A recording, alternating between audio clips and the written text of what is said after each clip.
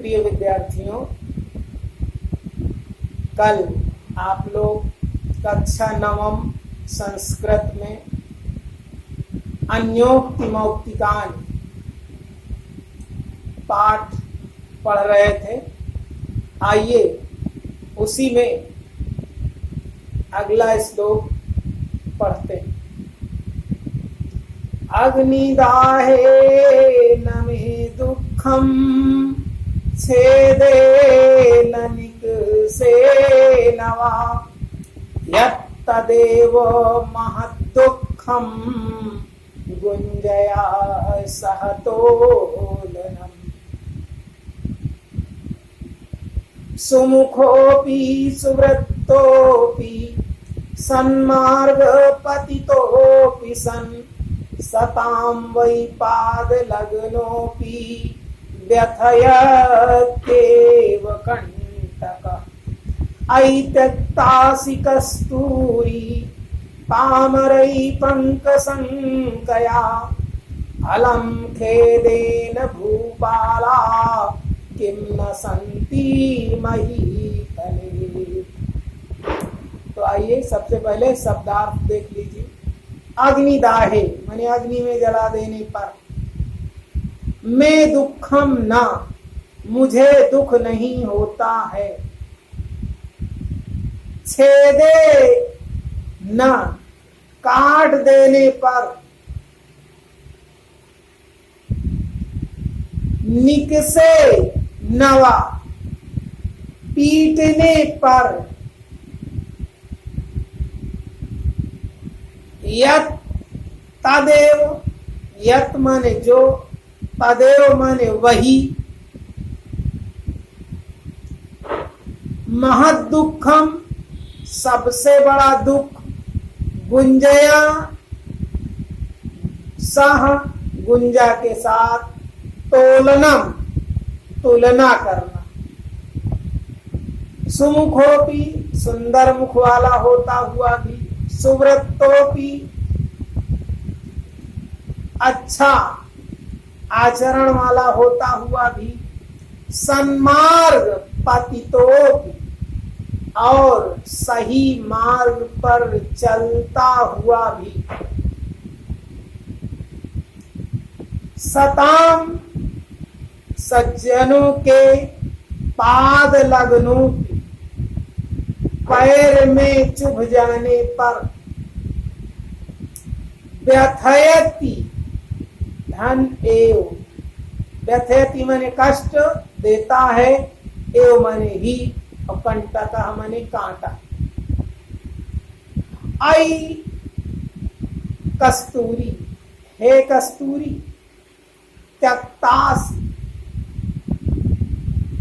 त्यागी गई हो, पामरई मूर्खों के द्वारा, पंक संकया कीचड़ की आशंका से, अलम खेदेन दुख मत करो, भूपाला राजा लोग, किम क्या, न मने नहीं, संति मने हैं, और महीतले मने इस धरती पर। पहला श्लोक बड़ा ही प्यारा है। प्रस्तुत श्लोक में कवि ने इस अन्योक्ति के माध्यम से बताया है कि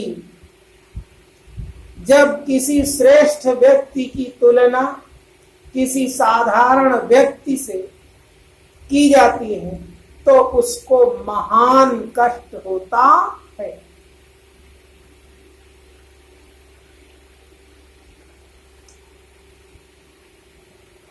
सोना कहता है, सोना तो सोना जिससे आभूषण बनता है, सोना कहता है कि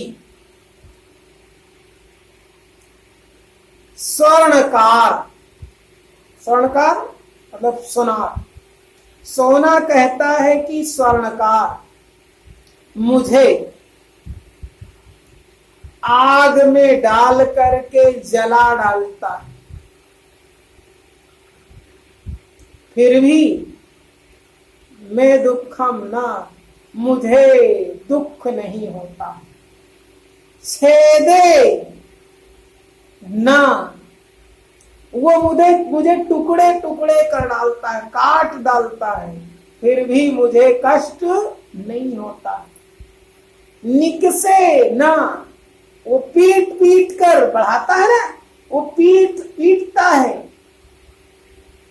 हथौड़े से, फिर भी मुझे तब भी कष्ट नहीं होता। यत् तदेव महद दुखम, मुझे सबसे बड़ा दुख तब होता है जब वो मेरी बराबरी गुंजा के साथ करता है। मेरी बराबरी गुंजा के साथ करता है। गुंजा क्या है ये जान लो। एक साधारण जंगल में उगने वाली घास है जिसे हरी पत्ती कहते हैं। उसका दाना अरहर की तरह होता है।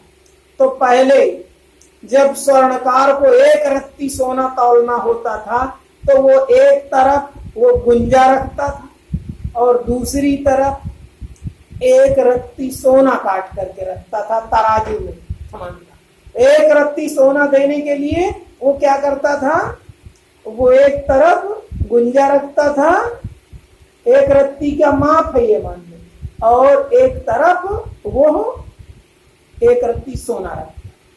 तो वही उसी बात को है सोना ने वो सोना स्वर्णकार से कहता है।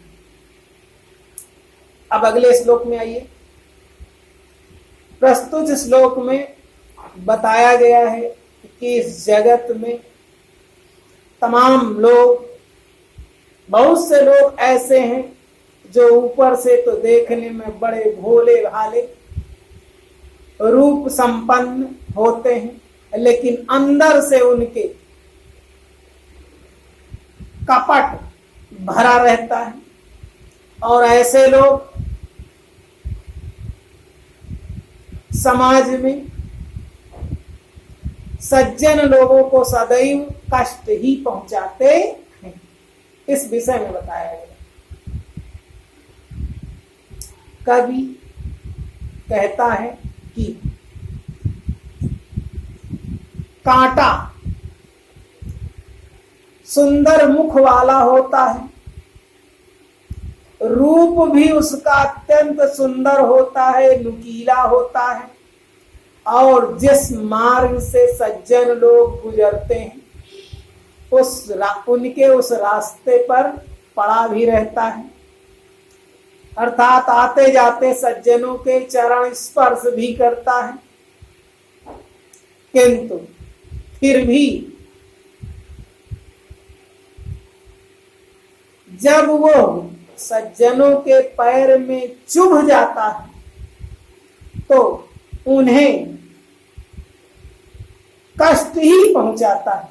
कंटकः व्यथयति एव, वो कांटा उस सज्जनों को हर प्रकार से कष्ट ही पहुंचाता है, भले ही वो देखने सुनने में सुंदर हो। ये अंतिम श्लोक देखिए। इस श्लोक, इस अन्योक्ति के माध्यम से कवि ने बताया है कि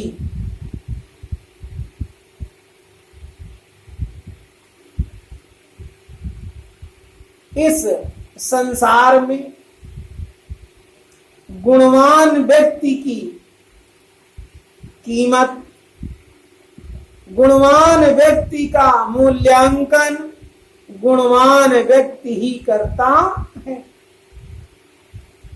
इसलिए गुणी व्यक्ति को कभी भी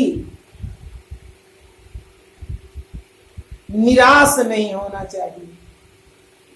इस विषय में बताया गया है। कस्तूरी के माध्यम से कवि कह रहा है,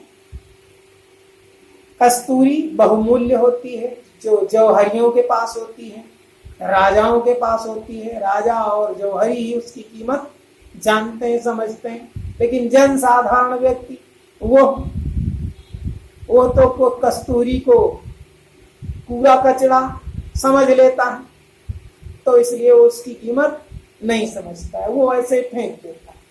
हाँ, तो आइए, कवि कहता है कि अरे नीच लोगों के द्वारा अर्थात मूर्खों के द्वारा त्यागी गई अर्थात बाहर फेंक दी गई हे कस्तूरी, मूर्खों के द्वारा कीचड़ समझकर, कूड़ा समझकर बाहर फेंक दी गई हे कस्तूरी, अलम खेदेन, तुम दुखी मत हो। ऐसा नहीं है कि इस धरती पर राजा लोग नहीं रहते हैं, अर्थात अवश्य रहते हैं। और जिस दिन तुम राजा के हाथ में जाओगी, जौहरी और गुणवान व्यक्तियों के हाथ में जाओगी, उस समय तुम्हारा मूल्य होगा, उस समय तुम्हारा आदर और सम्मान होगा। इसलिए तुम्हें दुखी होने की आवश्यकता नहीं है। ये आपका हो गया। अब आ जाइए व्याकरणात्मक टिप्पणी देख लीजिए। अग्निदाहे में सप्तमी विभक्ति एक वचन, गुंजया में तृतीय विभक्ति एक वचन, सुमुखो धन आपी, सुव्रतो धन आपी, सन्मार्ग पतितो धन आपी, सब में पूर्व रूप संधि। पादलग्नोपी में भी वही पूर्व रूप संधि। व्यथयति धन एव, इसमें एयण संधि।